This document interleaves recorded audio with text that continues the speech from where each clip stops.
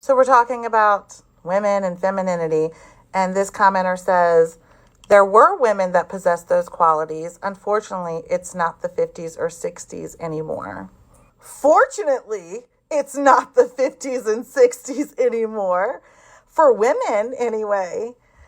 I mean, God, I would hate to live back in that day where men were the only ones that were able to pursue their passions and make choices and live where they want to live and buy what they wanted to buy. It wasn't until the 70s that women got the opportunity to finally get credit so that they can take out a loan or get a credit card and purchase things. They always had to have a man's approval. Isn't that ridiculous?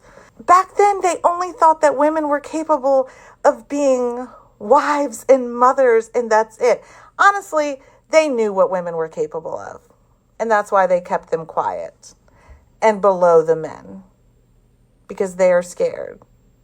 They were scared that the women would rebel and not want to be the slaves to these men, that women actually wanted to be equal. Can you imagine that? When I hear men say, unfortunately, it's not the good old days or the 50s or the 60s, what I'm hearing you say is, unfortunately, it's not the days where we could own someone, where we could basically have a slave. Those were the good old days, right? Now you actually have to have an equal partnership with somebody. And that's too much work for some of you men. Not the good ones. The good ones that are healthy, that go to therapy and see women as their equals, those are the golden ones.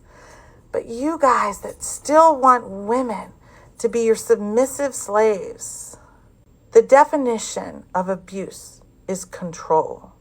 So men who want to control their women and have them home submitting to them, that is abuse, my friend. You are abusive. You should probably get some therapy and help.